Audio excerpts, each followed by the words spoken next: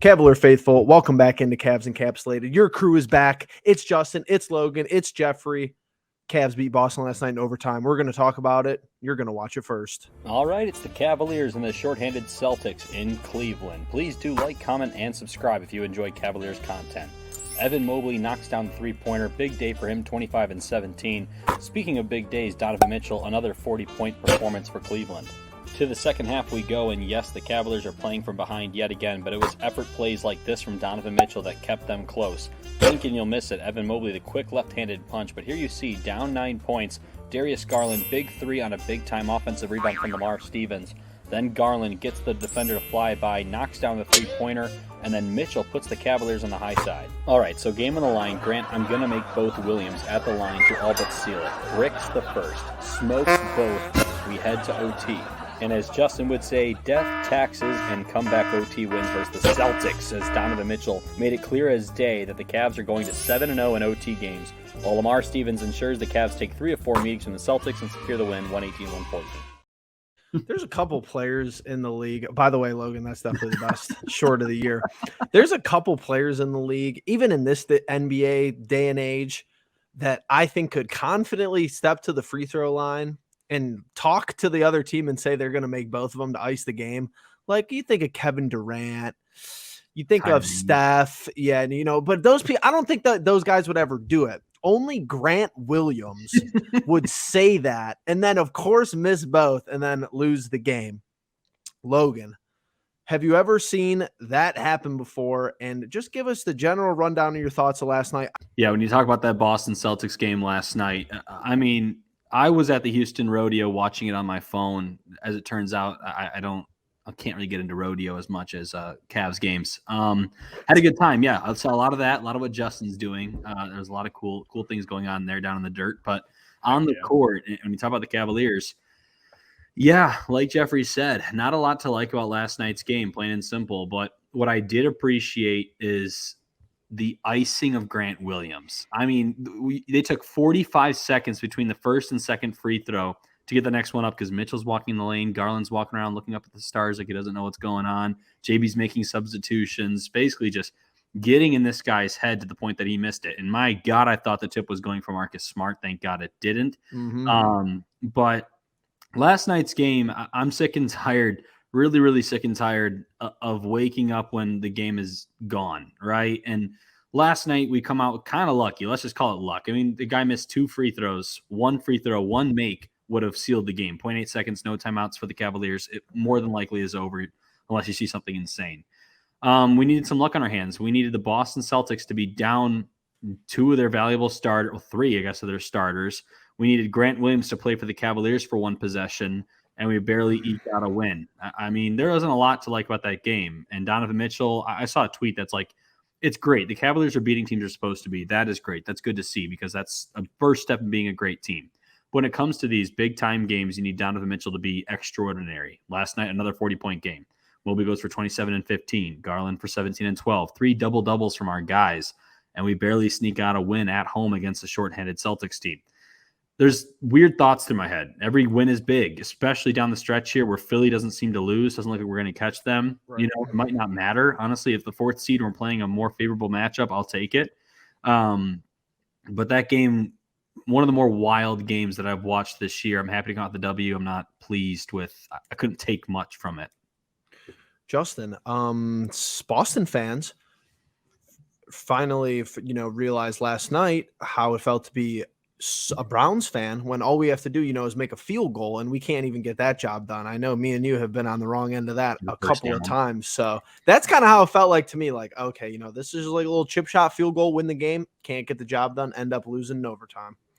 Yeah, this is such a despicable game. Like, I honestly the box score is despicable. I don't take pleasure in looking at the end score. Yeah, like the meme that's gonna come out of this for forever about I'll make both. It'll be hilarious, and I'm glad that Donovan Mitchell was a Cavalier to do it, but that game sucked. Everything about it sucked outside of Donovan Mitchell and Evan Mobley, and second half Darius Garland. Because first half, Darius Garland was awful. Jared Allen had one of his worst games, and the bench continues to do what the bench has been doing for the greater half of this last half Well, of the season, honestly. Yeah. It's so bad. But here's the thing about that, and I don't want to completely turn the conversation onto this point, but the bench has been hideous since December, since Chetty dropped like 27 points once, and then everyone has just gone ice cold. Kevin's gone.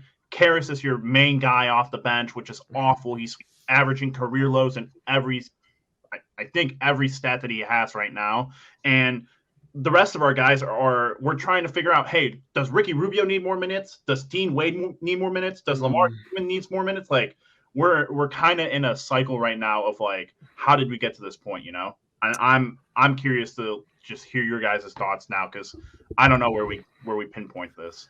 Well, I think what an interesting thing that I'm going to do over these next couple of days, and I was indifferent about the Love buyout. I don't care that it happened. If it didn't happen, I wouldn't have cared. I'll put that out there. I'm curious to compare our average rebound numbers per game before we stopped playing him and on or after we stopped playing him on, and then before, because I'm curious to see if we get out rebounded. I know he wasn't very good. He wasn't a good player this year, but he did give you rebounds when he was out there to a certain extent. I don't know why I wanted to start with that, but it's a great point, though. Before I throw it over to Logan, because I want to hear some thoughts here. If there is no hot hand of the game, like if there isn't a clear, even like let's just say core four, and even last night Jared Allen wasn't very good, whatever. But if there isn't a clear fifth option who's like looks locked in for that contest of the night, whether it's Okoro, whether it's LeVert, whether it's Lamar, Dean, or anybody, JB has no idea what to do. Like, thank God Lamar was out there just showing the good hustle last night, because JB's like, okay, I see Lamar playing good basketball, playing hard. We'll just keep him out there. When he knows when he knows who to play, depending on how our people are playing, JB doesn't have a very difficult time. When we're in this no man's land of, okay, do we, like you said, Justin, do we give Rubio more minutes? Do we Dean Wade, Jetty? He doesn't know what to do. And I'm going to say this. If you guys disagree, let me know. JB is doing nothing down the stretch of these games. Even in the huddle, they need to stop showing the huddle on Bailey, because it's literally Donovan talking and everybody else is listening. A couple times last night, what I saw. I'm glad he used the challenge. Thank God he used the challenge on the Garland. I believe that was a block turned over to an offensive foul. So I'll give him props for using the challenge last night, because I was going to be on Twitter livid if we lost that game and the challenge was in his pocket, because there was a couple calls where I was like, you might as well just use it. You might as well just use it. Good on him for doing that. But I just like the last couple plays of regulation and the first couple plays in overtime, I don't think JB's doing a whole lot. He's kind of just directing traffic from the sidelines when he can. In huddles, he's not drawing anything up. Maybe he is, and they're just going with Donovan, going with Darius. But there's too many offensive possessions, especially in the fourth quarter. I'm like, all right, if Donovan doesn't score here, we're not scoring. Well, I mean, I disagree. I disagree, because I feel like, Jeff, in your own statement, like, you bring up points about, like, he kept Lamar out there because Lamar was the hot hand, you know? He kept the. But if Lamar challenge. wasn't playing that good, though, I don't think he would have knew who to play, and we would have lost. But I don't know. But do any of us know that right answer right now? Is that right? I hope he might be able to figure it out, though. And like, I'm not saying it's easy. Yeah, and I understand that. My thing with that is like I said, Karras is your first guy off the bench. He sucks, though. He's awful. You want to know what his stats are for the last 10 games? Let me read them out for you really quickly. If he goes like 6 or 7 assists, it's a good night for LeVert. Hallelujah. He's above 30% for shooting threes by 8.8. Hallelujah. You know how much he's scoring? Oh, 6.4. That's great. He's got Okoro numbers. Oh, he's got 4.6 assists. That's great. Cool. 3.5 rebounds. Sick. Oh, 72.7 for free throws. Not great. I would like 80%. Don't even look at his contract. Don't even look what we're paying him. Christ. But yeah, that's kind of sums up what's going on with, hey, JB, do you want to play Karras LeVert, or would you rather take your chances with keeping Lamar out there, you know? Like, I think he's in a bad position with the bench. I honestly, you know, we did the buyout with Love. I always thought that Love would come back around eventually. I was wrong. The jury's out on Karras with me, obviously. Ricky hasn't been as good as last year. Simple as that. We all thought Ricky's he would coming come off back. a huge injury. I mean, yeah.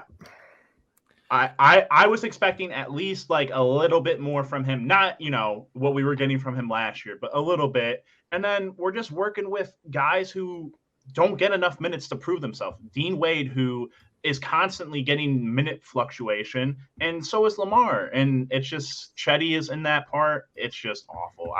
I don't know. We're in the wrong part of the season to be doing this, to be having this conversation right now. I should have been taking notes because we went all over there. I like it. I know it's great. I have notes on about everything we talked about. Let's start with JB Bickerstaff. I said last year when the Cavaliers finished the season, I think 5-10, we're 38-28, finished 44-30, so 6-10. I said last year he's really bad with trends and themes during a game with in-game adjustments. I still think that's true. I think sometimes he gets lucky by saying, okay, nothing else is working, so Lamar go in there. I don't think it takes a brainiac to say that Dean Wade has been terrible the last 10 games for the Cavaliers. And my issue is it took you 10 games to figure that out. Like, that's the issue I have. And I just believe JB, I think he's a good players coach. I'll always say this. I think he's a fine enough coach. Can he be the coach of this team? I do believe so. But trends and themes are just as important as your starting game plan going into a game. That game plan doesn't work. You got to adjust. You got to figure out something. Let's jump into hot hands talk. When you look at the 2016, or let's go back to 2014 to the 2018 Cavaliers, it wasn't just LeBron, Kevin Love, LeBron, of course, LeBron James and Kyrie Irving, right? You had J.R. Smith on random day who could go for 6 threes, and you fed the hot hand. You had Kyle Korver come in and knock down 7 or 8 threes randomly. You fed the hot hand. Iman Shumpert wasn't a pushover offensively either. Shumpert had his moments. Hell, even Delly would have a few games, especially when you look at the NBA Finals. But honestly, if you could get a I think we've totally overlooked this with Okoro. Not to cut you off, Leduc, but if you could get a Shumpert-like play style from Okoro, I think we're all in for that. He hasn't given it to us. I kind of feel like, honestly, JB's in a tough situation, the fact that personnel just isn't there. And when it comes to our bench, people want to say, oh, we have the best plus minus in the NBA for a bench. God, that means so little. I mean, it means something, sure, but usually a lot of that is because we go down 19 points and our bench puts us in that hole, and then we put 2 bench guys in with 3 of our best starters, and suddenly we make this crazy comeback like we're known for. These random Cavalanches. Those Cavalanches add up, and that's probably why they're a plus-minus bench and on the good side of that. But when it comes to 22 points per game, dead last over the last handful of games from our bench production. But that's the thing. People want to whine, want to complain. I've kind of found peace with the fact that next year, that's the next step. Justin talked about it on Twitter today. When you get Donovan Mitchell, you already knew you're going to fix up your bench. Now, the problem was, a lot of us coming into the season thought, Kevin Love was 2nd in 6th man of the year voting last year. We're going to get that same Kevin Love. Right. Ricky Rubio, he's back. He's healthy. We're going to get the same Ricky Rubio. Those 2 guys are out. Now what are you looking at? I mean, I shouldn't say out, because Ricky Rubio, I will still trust him every time he's on the floor. He's always going to run the offense well. He's always going to set up guys well. He's probably not going to get many double-digit point games like he was last year, but I still trust him as a starting point guard. Never mind that, though. Let's talk about production from last year from Love and Rubio. They were the 2 keys off our bench. Jetty was usually the 3rd guy that would have his odd day here and there. But now you're looking at kind of a misfits on your bench. Rubio, LeVert, Osman. What do any of those 3 guys have in common? And I'm not saying every bench player needs to play the same, but they got to at least be on the same page, or things aren't going to work out well. They're not going to be clean coming from your bench. Get a damn backup big. For the love of God, do that. That is something that needs to come down from the front office. So I've covered all 3. Bickerstaff, our bench, expectations. I guess there's a lot of points I made. Hot hands.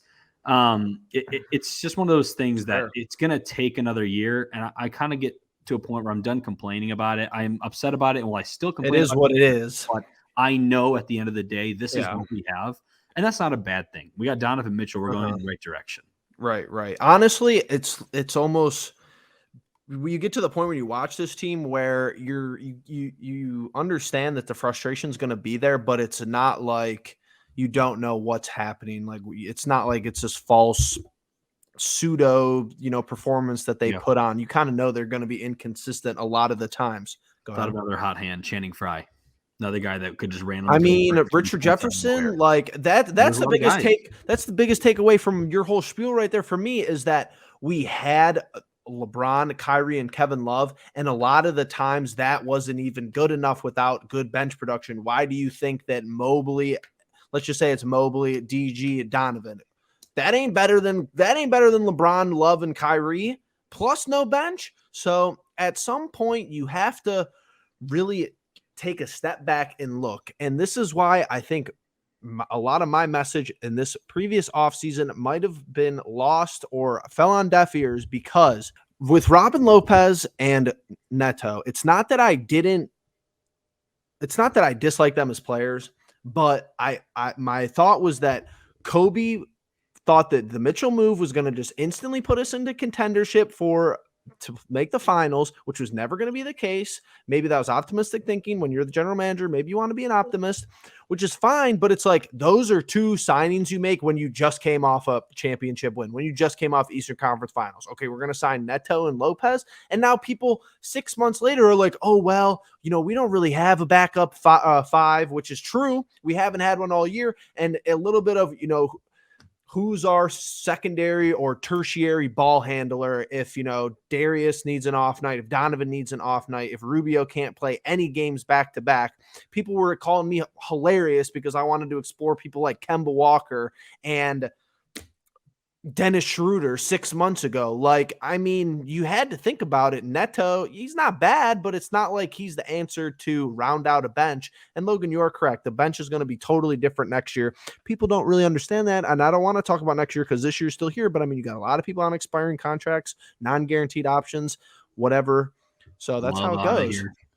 Dude, yeah, Neto and Lopez, I think when we first made the moves, I compared it to the year after we won the championship, we got Dunleavy and Birdman. Yeah, it's at the exact same level. What do they call Mike Dunleavy? The garbage man, because he was terrible. He turned into Kyle Korver though, so we'll take it. Well, and then he had 20 points in his debut with Atlanta. I was like, we messed up. Korver had 0. I was like, oh no. But it's like, I mean, Justin's been screaming at the mountains for almost going on 2 years here about how the rotations, and like I get it. You consolidated Lowry and Sexton, because I couldn't even imagine this team with like a healthy Sexton this year. I wouldn't even want to imagine that team plus Lowry plus Ochai. It's like, we're definitely better off where we are, even if bench sucks. Let's just say bench sucks. So we can all agree on that part, but it's like the best teams in the league, their 6-man are really good. I mean, you see it last night with Boston. Brogdon is our 5th best player, easily. Oh, yeah. Easily. Al Horford is our 5th best player, easily. Boston has those guys, 5, 6, 7 deep. Robert Williams, Grant Williams, all serviceable players on both sides of the ball. Shout out to Danny Gutierrez, who also said the exact same thing, Jeff, which was essentially he would take anyone's bench over ours 9 times out of 10 on any given night in any series, anytime, anywhere. And it's sad because, again, you have a Chetty Osman who, if he catches fire, boom, we all know Cavalanche, it's a goner. Right. Ricky Rubio, we know what he means to this team and what he can do as a floor general. And, just keeping overall the offense working and moving and, keeping peace with JB. Everyone else, it's really messed up. Like the bench, I like Dean Wade and I like Lamar Stevens. Are those guys that are going, Lamar Stevens fits into that boat of like Isaac Okoro, except unfortunately for him, he was drafted further down than Isaac was. And so he doesn't get the developmental minutes that he probably should have. So that's a guy where like I think the world of Lamar Stevens. I think when he comes in, he has high energy, but I think at the same time, he can give you duds of games. And that's because he doesn't consistently get those minutes. There was a point in time when early on in the season, he looked phenomenal for like 2 or 3 games. What did we do? We started him, gave him a lot of minutes. He dropped a couple duds, boom, on the bench, nowhere to be seen for a couple games. We're just in a bad spot right now. Yeah. We're in a really bad guys spot. Who are good for bursts, not for 20 minutes a game off your bench. Well, Justin, you actually maybe have brought up one of the better points of the season, I think, with what you just said, because people people think, from my point of view, and I'll explain. People think that the fun and games of the rebuild, let's just say a true rebuild, which I do think the Cavaliers have went through post LeBron up until, let's say, this point right now, March 7th, 2023. The fun and games of the rebuild is the time nobody wants to watch. When you're figuring out who's good and when you're giving the young players who you get in the lottery time to play and time to get better. It turns out there's three types of players on this roster as far as I'm concerned. Young players in general. Some of them are outstanding, all the way up to Donovan Mitchell. I would even classify him as a younger player. Jared Allen's very good. Mobley's good. We know Garland's good. Everybody else who's a young player hasn't had enough playing time. Why is Lamar Stevens inconsistent? He's kind of a young guy who hasn't really played a whole lot. Even Jetty, since we drafted him, you could even put him in that category. He's not like gotten consistent starter minutes. If he was on a team that was absolutely terrible for a couple years in a row, and an extended period of time, I know he was the first couple years after LeBron, but true starter minutes of the good starting lineup is right. Totally I just don't think Chetty's that good. And then as far as being a starter, and then Okoro kind of the same way, like, oh, we've done this like sixth man, he's not good enough to start. He's good enough to start. He's never had a consistent role. And then you had your older guys like Love, who we shipped out. Rubio's coming off of how many knee injuries. Neto is, elder statesman, and Lopez is pretty much there to just clap. And then the people who I want on the bench, let's just say next year, are like LeVert's age. And like you said, Justin, we're just in a bad state. LeVert just sucks. I want a 27-year-old, 28-year-old player who's had experience, played in some playoff series. That's what I liked about LeVert, is that he had a little experience. He's played in playoff games. Just hasn't translated. It's not going to work with the offense. There's absolutely no reason to pay him for next year if you want a spoiler alert on my offseason takes. And I know Justin's going to agree with me, but you get all these young players in a rebuild. Windler is like one of the worst first-round picks in the history of the sport, and I'm saying that loosely because I'm sure there's been a lot of them. Because I just forget about them. Anthony Bennett, like, trust me, we've seen a whole lot on our own. But John Morant's going on. You can't get all these good players. You can't get all these young players good in a timely manner to be like, unless you have an extreme culture. If you're a Golden State, Jordan Poole helps you win a championship last year, and that's why people try to tell me, oh, Jordan Poole was in the G League. He was a first-round draft pick. Like, it's different, So, okay, if Okoro gives us Jordan Poole minutes, it turns out we're probably waltzing our way into the finals. Like, that's all I have to say. Yeah, it's tough because the Warriors they're going to be so relevant for so long because they got away with a year or two with Clay and Steph getting hurt and them getting two top like 5 or 8 picks in like 2 years, and then reloading again. Like, they reloaded twice. But even they've struggled. Like, think about an elite culture like that, or Miami. Like, Miami struggled for years, and even Wiseman, they shipped Wiseman out, and Kuminga, like, you don't hear anything about him. Like, it's tough to just have all these young guys and still be able to develop them. That's why if you get stuck in this rebuild cycle where you're drafting the top 5 every year, you kind of turn out like Charlotte, where you got all these younger guys who kind of just play by themselves, or they're not really interested. LaMelo Ball, Miles Bridges, whatever, you have to make a Mitchell-sized move, which is, of course, we could all commend Kobe Altman for that, to get to where you want to go. Yeah, I'm with Logan though. I know that the bench is going to be different next year, like you said, Jeff. There's a lot of guys with expiring contracts, and a lot of guys who just like it should just. I don't want to hear a rumor. I don't even want to hear like, oh, there are whispers of Karis LeVert coming back on a team friendly deal. Like, a team friendly deal is $0 for 0 years. See you later. Again, a guy like Chetty who doesn't have guaranteed money, he could potentially be out of here. There could be a complete sweep of guys who leave. I would bet my money that Ricky Rubio and Dean Wade are the 2 guys that are for sure on this roster on the bench next year. Well, Lamar Stevens, I think Lamar Stevens is up for a contract, and heck, a team might take a swing at him. I wouldn't be surprised at that. Right, and you have Neto and Lopez on 1-year deals. And Love's already gone. So I mean, you're looking at 4 or 5 piece turnover on the bench, some for the good and maybe some for the bad. But Logan, how are you feeling? I mean, I will say this: we're talking about next year, and as fans, you get caught doing that.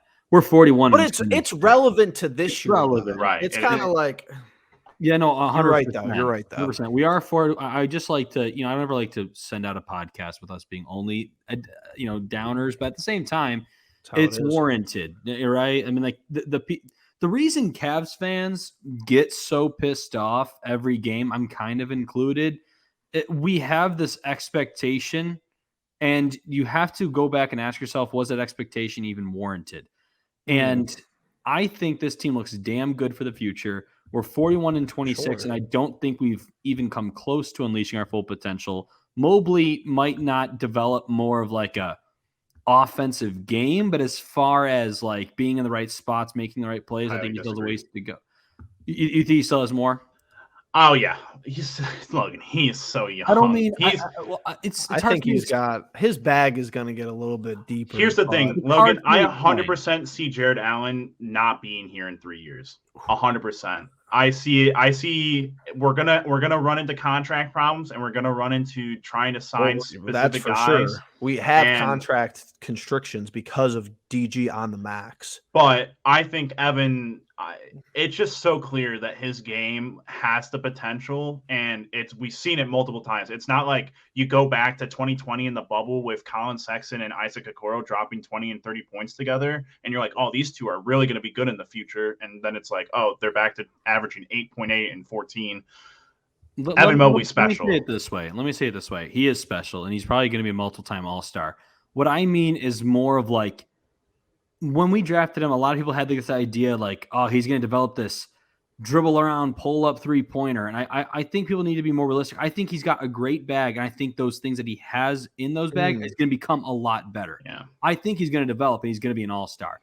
I mean more in the regard, like if you think he's going to start playing different, if you think he's going to start pulling up threes regularly, do I think he could hit more, shoot more threes down the road? 100%. Because he has that. He has the potential to do that. But as far as like being a player like KD or something like that, I just think people have like the wrong perception of Mobley. I think they're expecting like this 27 point per game, 13 rebound stud. I think he's a 20 point per game, 20 point per game, 12 rebound, couple block game guy. And that's fantastic. That's great. I'm just saying that like you have to understand that Mobley is young. He's going to develop.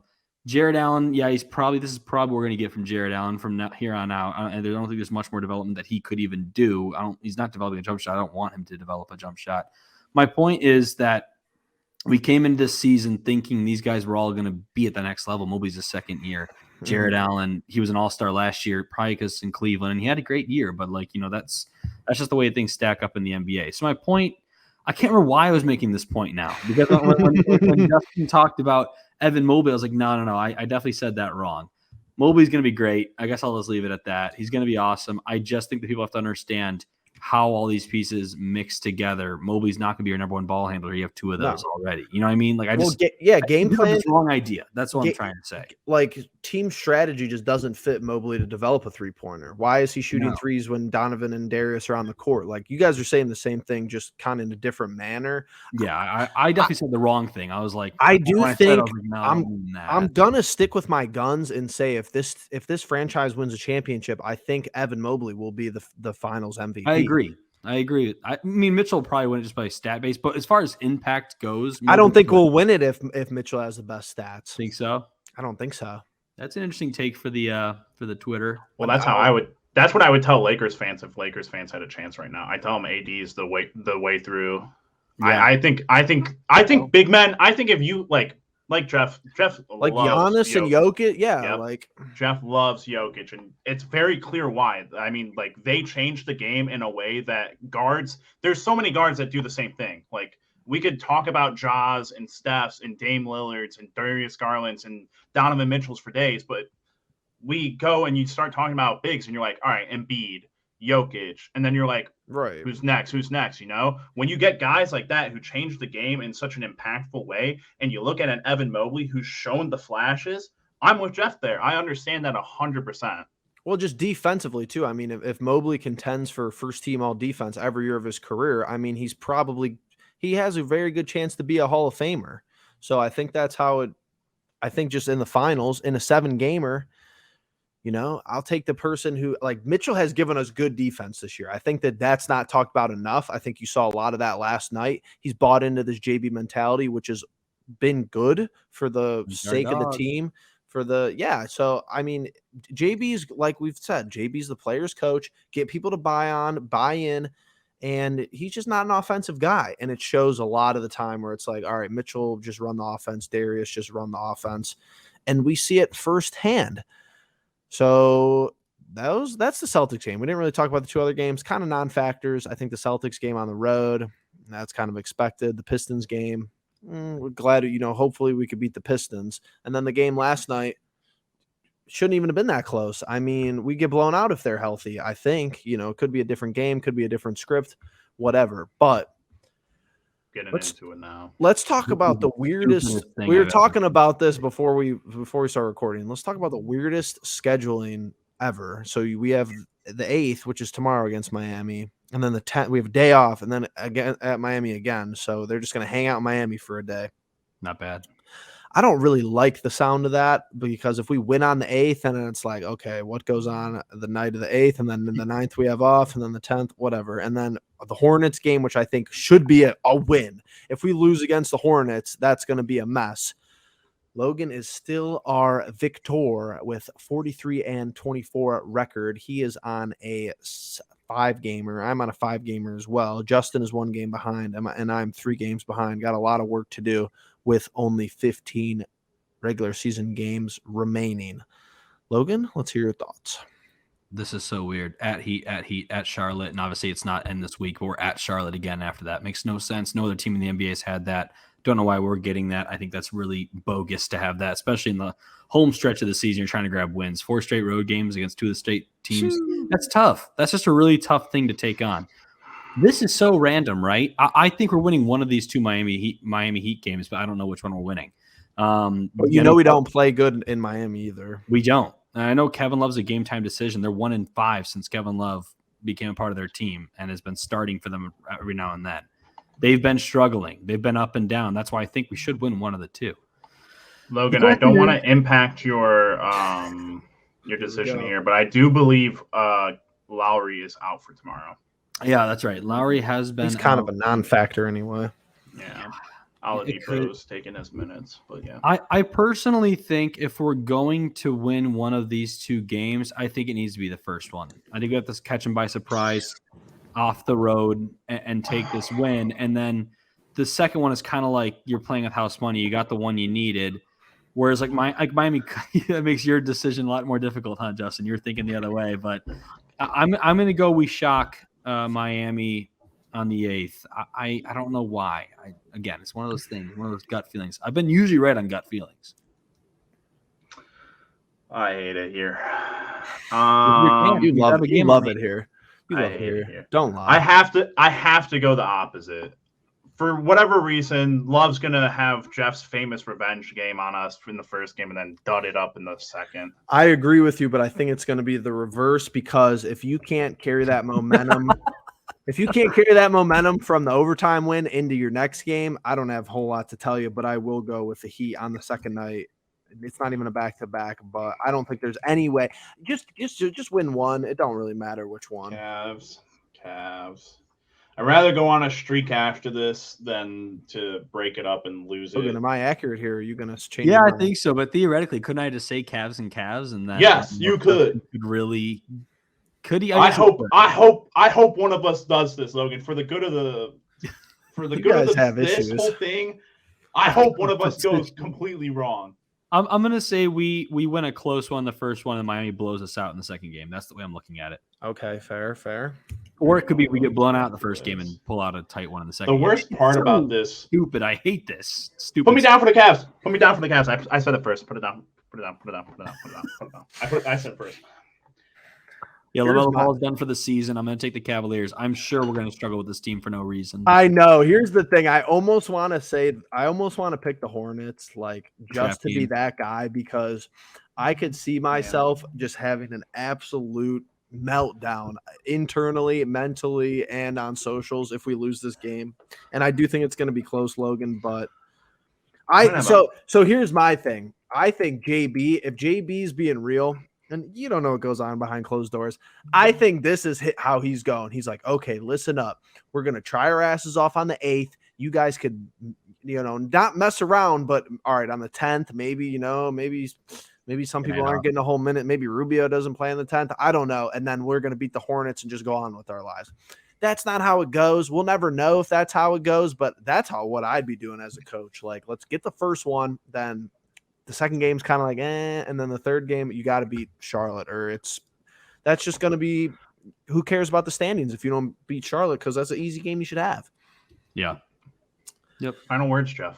Final words are good pod. I'm glad that we're back in the studio, even though, StreamYard needs to figure their, stuff out. Good points made tonight. I think the bench, I think you have, and I'm going to say, this is going to be my narrative moving forward. And there's only 15 games left, so it might not sound like accurate at all. You have a little bit of time for this bench to turn around.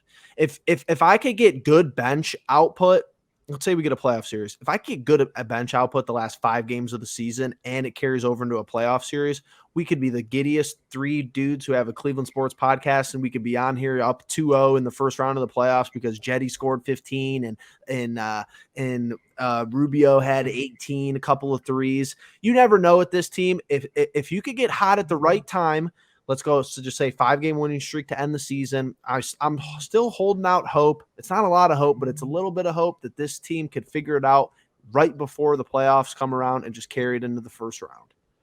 Jeff, I'm going to hold that sentiment as well, because I said earlier on in this season that Kevin Love and Chetty, they started out very hot, then they cooled off. And I said, they're going to cool off now, and they're going to heat back up right before we go into the playoffs. It hasn't happened yet for both of them on either teams. So hopefully you're right. I hope at the end, and hopefully for the right side, one of those 2 guys does end up lighting it up for us. But Logan, final words? Yeah. I mean, 41-26, we clearly have a vision. All the complaining we did about the bench, luckily that's the easiest thing to do, is fix your bench. It sounds tough, but it's the easiest job. Getting a Donovan Mitchell is so hard to do. We really struck gold there with what we got for what we gave up. And fixing a bench is something that you can do next year, something that I'm not going to worry about till next year, but something that I can hold out hope for, similarly to Jeff, is, just give me a little something. I'm not asking for much. Get that 22 points per game up to 30 points per game. Just something that gives me a little hope. And I think this team is still going to be a tough out in a 7-game series.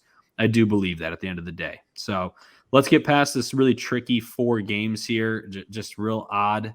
I think if we take 2, I'll be happy, to be honest with you. I know it sounds kind of like shooting kind of low there, but in this stretch, you can't go 1-3 in this stretch. Knicks are hot on your ass right now. So the Cavs got to play with still a little bit of a sense of urgency. We're not quite there yet. Very fair, very fair. And Justin, any last words for you? Yes, well, thank you for asking. I was actually thinking about my last words when we were making predictions, and it was crazy that Logan went first, and he picked the Heat, or he picked the Cavs to win first, and then I had to go, and I have to go different. We don't have that many games left, so I'm going to have the imploding meltdown that Jeff was going to have for the Hornets game right now. And if I go 1-2, and I come back here and I'm not in the lead he left. He left. Are you kidding me? Oh my God. If I'm not in the lead when we come back next week, Logan's not going to be on the next one. I'm going to fly to Texas and we'll have a conversation with Logan before we record the next one. Texas pod would go hard. And then it's going to be a race between me and Jeff. I'll give you all my. If you want to come to Texas, I'll give you all my sources on how I predict. Like you said, I know all the ins and outs. I have the connections. Yes, he's got a direct phone conversation with the JB Potato staff.